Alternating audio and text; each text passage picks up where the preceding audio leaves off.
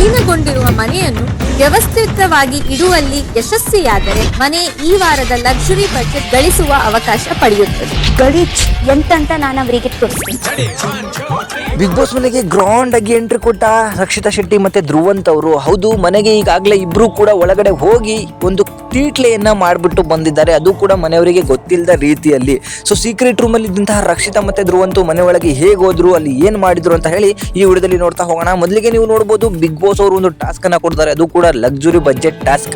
ಮನೆಯಲ್ಲಿರುವಂತಹ ವ್ಯಕ್ತಿಗಳಿಗೆ ಊಟ ಮಾಡ್ಕೊಂಡು ತಿನ್ಲಿಕ್ಕೆ ಏನೇನು ರೇಷನ್ ಬೇಕೋ ಅದಕ್ಕೆ ಒಂದು ಟಾಸ್ಕ್ ಅನ್ನ ಕೊಡ್ತಾರೆ. ಆ ಟಾಸ್ಕ್ ಏನಂತ ಹೇಳಿದ್ರೆ, ರಕ್ಷಿತಾ ಮತ್ತೆ ಧ್ರುವಂತ್ ಅವರು ಸೀಕ್ರೆಟ್ ರೂಮ್ ಇಂದ ಸೀಕ್ರೆಟ್ ಆಗಿ ಒಳಗಡೆ ಹೋಗ್ಬೇಕು. ಅವರೆಲ್ಲರೂ ಕೂಡ ಗಾರ್ಡನ್ ಏರಿಯಾದಲ್ಲಿ ಹೊರಗಡೆ ಕೂತಿರ್ತಾರೆ, ಬ್ಲೈಂಡ್ ಎಲ್ಲ ಬಿದ್ದಿರುತ್ತೆ, ಅದಕ್ಕೆ ಅವರಿಗೆ ಅವ್ರು ಒಳಗಡೆ ಬಂದಿರೋದು ಕಾಣಿಸಿರಲ್ಲ. ಆದ್ರೆ ಮನೆಯನ್ನ ಗಲೀಜನ್ನ ಮಾಡಬೇಕು ಅಂತ ಹೇಳಿ ಬಿಗ್ ಬಾಸ್ ಅವರು ಟಾಸ್ಕ್ ಕೊಡ್ತಾರೆ.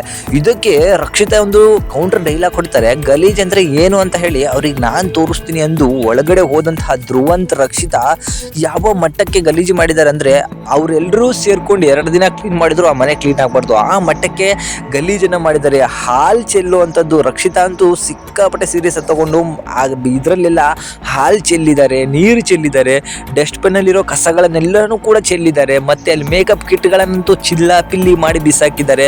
ಆಮೇಲೆ ಬೀನ್ ಬ್ಯಾಗ್ ಅಲ್ಲಿ ಇರುವಂತಹ ಅದು ಪೇಪರ್ ಇರ್ತದಲ್ಲ, ಅದೆಲ್ಲದನ್ನು ಕಿತ್ತು ಬಿಸಾಕಿದ್ದಾರೆ.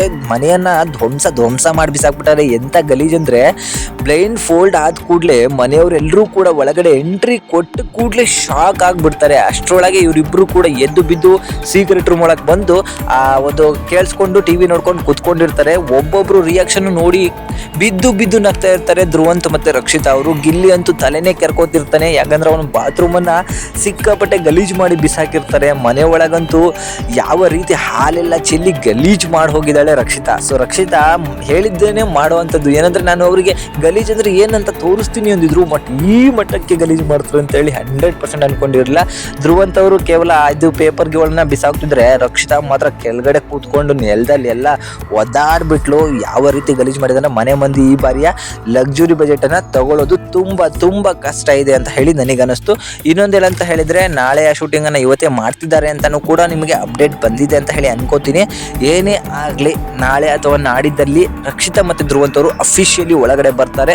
ಅವರು ಸೀಕ್ರೆಟ್ ರೂಮ್ ಅಲ್ಲಿ ಇರೋದನ್ನ ತುಂಬಾ ಜನ ಗೆಸ್ ಮಾಡಿರೋದನ್ನು ನೀವು ಕೂಡ ನೋಡಿರ್ತೀರಾ ಅನ್ಕೋತೀನಿ. ಸೊ ಈ ಟಾಸ್ಕ್ ಅನ್ನ ಗೆದ್ದು ಲಕ್ಸುರಿ ಬಜೆಟ್ ನ ಪಡ್ಕೊಳ್ತಾರೋ ಇಲ್ವೋ ಅಂತ ಹೇಳಿ ನೀವು ಕಮೆಂಟ್ ಮಾಡಿ ತಿಳಿಸಿ. ಯಾಕಂದ್ರೆ ಮಾಡಿರುವಂತಹ ಗಲೀಜಿಗೆ ಮನೆ ಮಂದಿಗೆ ಸಾಧ್ಯನೇ ಇಲ್ಲ ಆ ಮಟ್ಟಕ್ಕೆ ಕ್ಲೀನ್ ಮಾಡಲಿಕ್ಕೆ. ಬಟ್ ಎಲ್ಲರೂ ಕೂಡ ಸತತ ಪ್ರಯತ್ನಗಳನ್ನ ಪಡ್ತಾ ಇದ್ದಾರೆ.